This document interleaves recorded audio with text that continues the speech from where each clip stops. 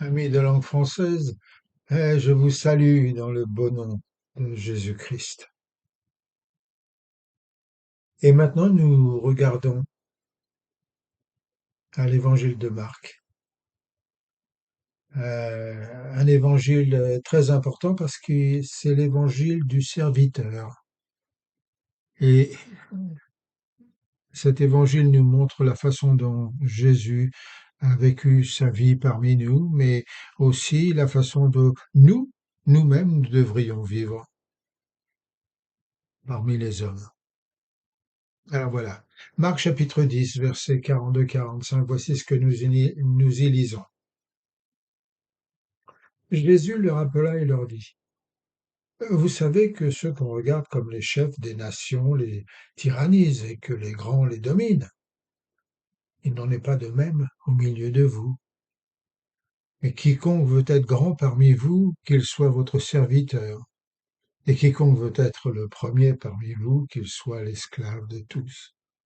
Car le Fils de l'homme est venu non pour être servi, mais pour servir et donner sa vie comme la rançon de plusieurs. Alors, si vous demandez à un homme d'affaires quelle est la plus grande puissance dans le monde, il vous dira probablement que c'est le pouvoir de l'argent, le pouvoir de contrôler les actions, les obligations et l'immobilier. Si vous posiez la même question au rédacteur en chef d'un de nos grands quotidiens ou magazines, il vous dirait peut-être que pour lui, c'est le pouvoir de la presse. Le professeur d'art, de lettres, de sciences, de mathématiques, de philosophie, de biologie, de psychologie, de musique, tous étaleront leur connaissance, la puissance de leur érudition. Un roi montrera son autorité sur son royaume et un premier ministre sur sa nation.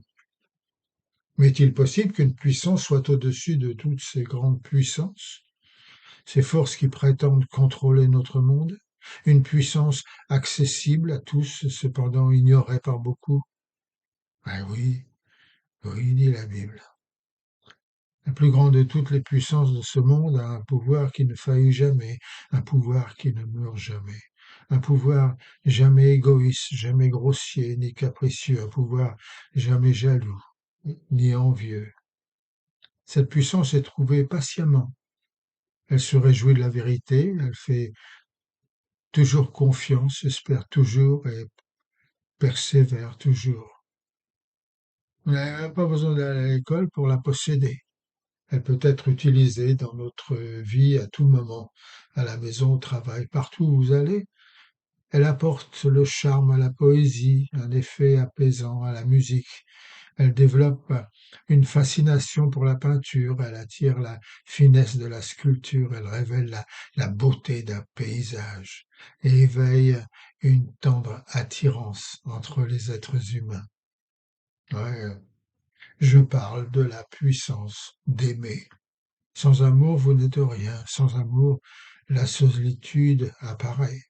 Sans amour, la haine s'installe dans votre cœur. Sans amour, le doute s'empare de vous. Sans amour, la peur et l'inquiétude s'établissent dans votre vie entière.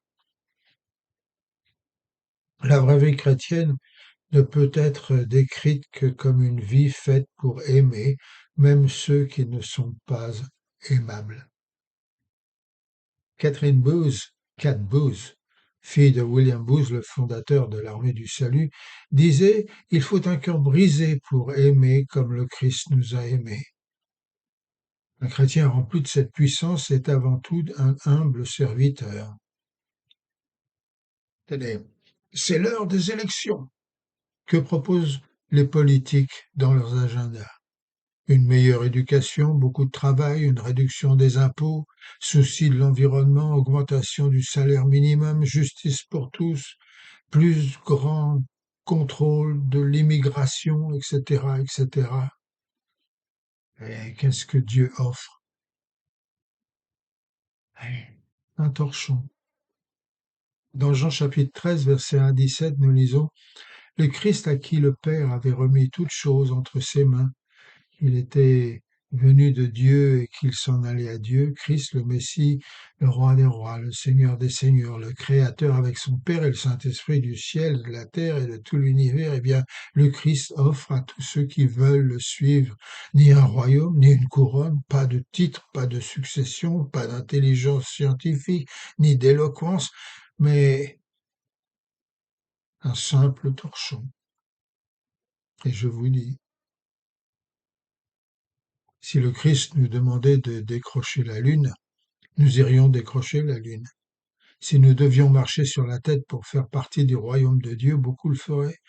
Et si tu devais sauter du haut d'un pont afin d'obtenir les trésors de cette terre, tu sauterais et prendre une serviette, la mettre sur son épaule et puis s'agenouiller, laver les pieds des autres et être le serviteur de tous. Ah non, c'est trop difficile. C'était trop difficile pour les disciples de Jésus. Ils s'étaient rassemblés dans une chambre haute pour le dîner de Pâques, invités par Jésus. Vous voyez, il y a une coutume qui devait être observée au temps de Jésus-Christ. Une coutume qui était le lavage des pieds poussiéreux. Avant de vous asseoir pour le repas de Pâques, les disciples entrèrent fièrement dans la salle pour partager avec leur Seigneur le repas pascal. Bah, attention, dans un coin de la pièce, là, prêt à servir, une bassine, une cruche d'eau, une serviette. Chacun d'entre eux a dû repérer la bassine, la cruche d'eau et la serviette. Mais il n'y avait aucun serviteur pour nettoyer leurs pieds et ceux de Jésus. Bon, ils ont dû penser qu'après tout, ce n'était pas leur responsabilité d'accomplir cette tâche subalterne de serviteur. Alors ils ont commencé à se parler en s'ignorant volontairement. La bassine, le pot, plein d'eau, la serviette. Alors Christ déposa son vêtement et se ceignit du linge, faire ce qu'aucun disciple parmi les disciples n'était disposé à faire. Pourtant, un instant plus tard, tout le monde regrettait de ne pas l'avoir fait. Poussé par l'amour, le cœur de Jésus était fait pour un service immédiat. C'est pourquoi il a pris la nature d'un serviteur, s'humiliant et devenant obéissant jusqu'à la mort, même jusqu'à la mort de la croix. Vous voyez, mes amis, si vous êtes nés de nouveau, si vous avez dans votre cœur la même nature qui a ému le cœur de Jésus-Christ, si vous êtes un enfant de Dieu, alors comme lui, vous devez prendre la serviette, ce torchon. Je ne vous connais pas tous, mais je prie pour que vous soyez animés d'un même amour, d'une même humilité qui a orné la vie de Jésus-Christ. Alors laissez-moi vous demander, avez-vous en vous l'humilité, l'amour, l'esprit de service qui était en Jésus-Christ?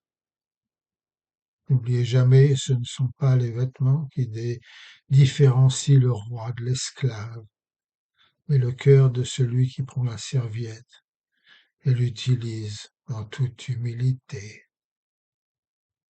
La serviette est maintenant entre vos mains. Alors, qu'allez-vous faire?